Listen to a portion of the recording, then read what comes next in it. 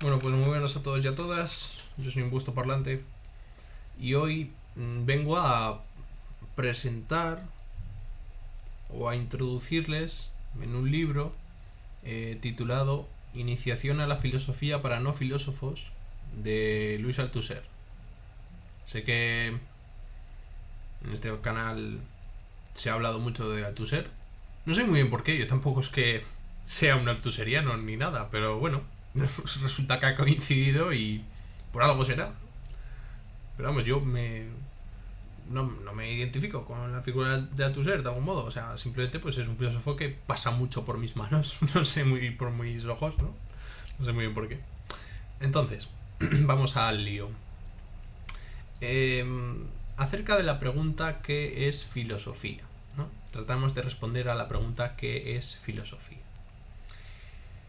En el mundo cotidiano, en el mundo de las ocupaciones del día a día, no es para nada necesario tener conciencia de lo que la filosofía es para, como digo, poder ir desenvolviéndose y moviéndose en la vida cotidiana de una manera suelta, ¿no? Con soltura, ¿no?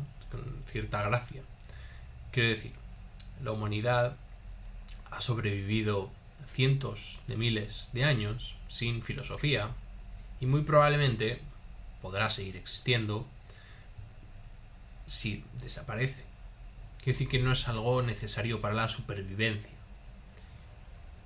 quizá tampoco para la propia vivencia, aunque quizás sí para una buena vida o para una vida buena. Pero bueno, esto ya es otra cuestión, ¿no? La cuestión es que la filosofía es una cuestión académica, ¿no? Que estudia una serie de contenidos de conocimiento abstracto que, en último término, no sirve para nada. No tiene una finalidad práctica o pragmática, ¿no? ¿Qué nos sirve hacer reflexiones filosóficas? Bueno, pues de nada, ¿no? No sirve para nada práctico, ¿no? No te va a hacer rico, no podemos decir, ¿no? Ni te va a dar de comer, ¿no? A veces te encuentras con cada personaje que hace filosofía que tiene tela, ¿no?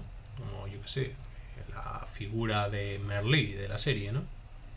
Como ese truán con una moralidad dudosa, pero sin embargo de cierto carácter,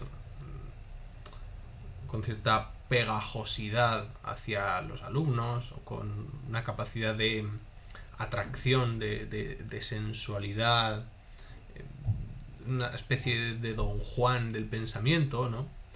Aunque bueno, el Don Juan ya se sabe cómo acaba muchas veces en las obras, ¿no? Y si no han leído ninguna obra de Don Juan, pues el Don Juan Tenorio ya se sabe cómo acaba, hablando con una estatua. Bien, el profesor narra la clase cual flautista de Hamelin. Es una especie de mester de clerecía, ¿no? Un juglar, alguien que entretiene, que maneja ese discurso embelesante, un discurso que embelesa, que seduce, que digamos mantiene al orador enganchado de algún modo y en una especie de, no sé, delirio místico elevado, una especie de drogadicción placentera en el discurso, ¿no? Bueno, en última instancia hay que agarrarse al clavo ardiendo de las instituciones históricas, exclamando que la filosofía pertenece a el gremio de los profesores de filosofía. Es decir, que filosofía es aquello que hacen los profesores de filosofía. Bien. Y lo cual es absolutamente cierto y pues lo más ajustado a la realidad, ¿no? Que es el profesor de filosofía el que, digamos, de algún modo tiene la capacidad de hablar de la filosofía de un modo riguroso, o que si uno quiere encontrar la filosofía en lo vivo, pues tiene que acudir a un profesor de filosofía. Bien. Lo cual ya está ligando, de algún modo, la filosofía con la institución educativa. Por lo tanto, no es casual esta conexión entre la filosofía y la enseñanza o la educación. Y esto ya nos tiene que dar que pensar, o sea, ya nos tiene que hacer reflexionar por qué cuando hablamos de filosofía debemos acudir al profesor de filosofía, o, dicho de otro modo, en qué medida esta relación es importante, la relación entre educación y filosofía. Y en segundo lugar, decir que la filosofía es fundamentalmente una disciplina negativa, es decir, sirve para restringir los límites, para definir las limitaciones del conocimiento hasta su realidad operativa misma. Es decir, la filosofía no nos daría contenido positivo de la realidad, no nos da un contenido real, no nos da un contenido efectivo sobre la propia realidad, en la medida en que no nos sirve su modo de conocimiento para la vida práctica cotidiana. Solo sirve para ser enseñada y aprendida. Esto es muy cuestionable, el hecho de que la filosofía no nos dé contenido positivo acerca de la realidad, en parte porque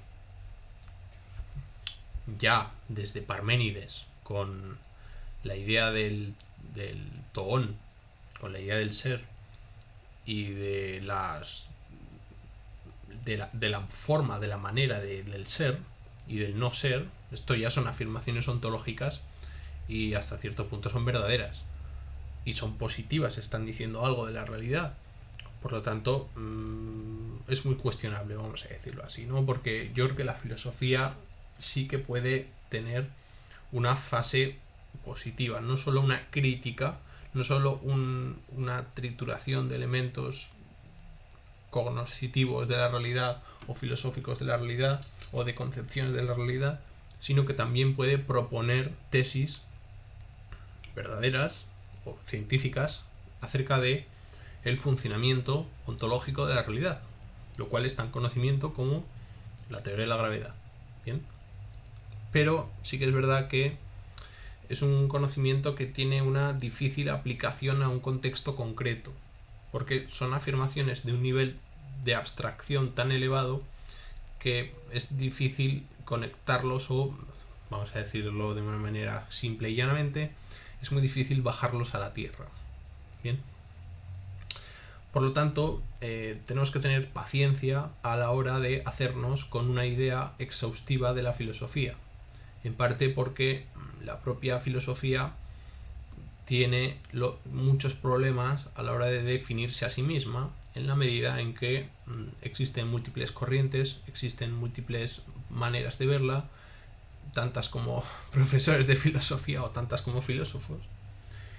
Y por lo tanto, al no ser una disciplina que se base en el consenso como el resto de ciencias, así como la física, las matemáticas, la biología establecen consensos a nivel nacional o a nivel internacional, con diversos manuales, con diversas unidades de medida internacional, con diversos protocolos de actuación con respecto a determinados problemas a un nivel nacional, con respecto a la reproducibilidad de determinados experimentos en cualquier parte del globo como forma de verificación de dichos experimentos. Es decir, que las disciplinas científicas positivas, tanto naturales como sociales, poseen ese halo de comunidad científica cerrada que se respeta, digamos, ¿no? Que establecen unas tesis y esas tesis son respetadas por la comunidad científica, lo que Thomas Kuhn llamaba ciencia normal. Bien, pero resulta que en filosofía lo que reina, digamos, el modo comunitario de darse de la filosofía no es el consenso, sino que es justamente lo contrario, es el disenso. La particularidad de la filosofía se define por la disputa, por la controversia existente dentro de la propia filosofía. Y casi es algo intrínseco a la propia disciplina, ¿vale? La filosofía se caracteriza por no haber un consenso o al menos no tener la necesidad de llegar a él. Es decir, la filosofía o las filosofías no necesitan llegar a un consenso para constituirse como verdaderas desde un punto de vista pragmático. Vamos a decirlo así como muy mal, ¿no? Es decir que se podría postular, quiero decir, se puede decir, ¿la filosofía llegará algún día a un consenso? Es decir, ¿existirá algún día un consenso sobre qué es la filosofía, cómo se aplica la filosofía, cómo se hace, qué textos son filosóficos y qué textos no? Es decir, ¿existirán criterios objetivos, verdaderos, de enjuiciamiento de la filosofía? Yo creo que no. Ahora bien, ¿se puede pensar que sí? Pues bueno, cada cual que justifique su respuesta. Yo creo que no, y por lo tanto afirmo que el disenso es estructuralmente intrínseco a el propio devenir histórico de la filosofía. Que por lo tanto la filosofía no es una cuestión unitaria, sino que es una cuestión equívoca, es una cuestión de divergencias, es una cuestión de perpendicularidades, de disputas, de iras y venidas, de dimes y diretes, ¿no? de controversia al final, ¿no? Que la controversia es consustancial al propio devenir del discurso filosófico en la historia, y que justamente ese es su motor de avance, ¿vale? Uno de ellos. No vamos a decir el motor esencial porque ya nos meteríamos en unos ajos más complicados. Vamos a decir que es uno de sus motores de avance, ¿vale? La cuestión de la discusión. Bien. Entonces, ¿qué hace pues que un profesor de filosofía se diferencie esencialmente del resto de profesores de otras materias? El hecho de que estudia un canon de textos. Pese a que la filosofía sea como acabamos de decir, una disciplina que se basa en el disenso, lo que es cierto es que existe una especie de consenso en torno a la filosofía occidental. Claro, occidental, porque si hablamos de filosofía oriental ya entramos en el disenso, porque ya hay problemas, hay gente que opina que la filosofía oriental no es filosofía, gente que afirma que sí, hay gente que afirma que bueno, que hay que verlo, que no se sabe todavía, que hay que discutir mucho más y tal. Bien, no vamos a entrar en ese debate porque no es el objetivo de este vídeo, pero decir que sí que es verdad que la filosofía tiene un canon, ¿vale? Un conjunto de textos, y que ese conjunto de textos son propiedad de estudio o el objeto de estudio de la filosofía, en tanto que historia de la filosofía, ¿no? El profesor de filosofía, por lo tanto, lee a los mayores estandartes de la filosofía en la historia, a esos pensadores transhistóricos que van más allá de su época histórica y que se elevan a un plano, digamos, que es este canon de textos filosóficos. Unos autores, unas obras en cuyas ideas, digamos, que estaría sostenida la idea de la cultura occidental, que vaya usted a saber lo que es tal entidad. Pero bueno. Entonces, el profesor de filosofía se dedica a la lectura y relectura y reinterpretación perpetua de unos clásicos que han habido y que están por haber. Un científico, por el contrario, no se está replanteando nunca, o no se está replanteando siempre, podemos decir, su propio legado cultural, histórico y pasado. Es decir, que no está volviendo una y otra vez a ver lo que dijo su antecesor en esa materia, Sin embargo, nosotros sí. Uno puede leer Aristóteles y lo puede leer una vez y le dará una interpretación, y dentro de unos años vuelve a leerlo y le dará otra, y discutirá con otras personas sobre el propio Aristóteles, y esto seguirá siendo así in illo tempore, ¿no? Mientras existe la filosofía, porque la filosofía en parte tiene esta vertiente doxográfica que le condena, bendita condena, a seguir estudiando el canon filosófico. Bien, entonces, la filosofía contiene ideas que están sobrecargadas de sentido. Digamos que a cada palabra la disciplina filosófica nos dice algo novedoso y algo que se presupone como verdadero. Esto sucede porque en la filosofía no hay tiempo, porque la filosofía no tiene historia, porque los engranajes conceptuales de los que la filosofía estudia permanecen de una manera subterfugiamente, digamos, permanecen por debajo de la estructura histórica, del devenir histórico del tiempo, vamos a decirlo así, ¿no? Es decir, la filosofía estudiaría, en esta pretensión de una filosofía perenne, porque claro, se puede postular una filosofía caduca que esté sujeta al devenir del tiempo y al devenir histórico, como la filosofía de Hegel. Pero cuando Parménides dice que el ser es y el no ser no es, yo creo que esa afirmación no tiene mucho que ver con el devenir histórico. Del mismo modo que las matemáticas estudian esto también, quiero decir, el teorema de Pitágoras es verdadero y no depende del devenir histórico. Por lo tanto, tampoco es que se esté diciendo ninguna majadería al afirmar tal cosa. Es decir, al afirmar que existen unos determinados, como digo, metafóricamente, engranajes conceptuales de la realidad que subsisten al devenir temporal de la historia. ¿Vale?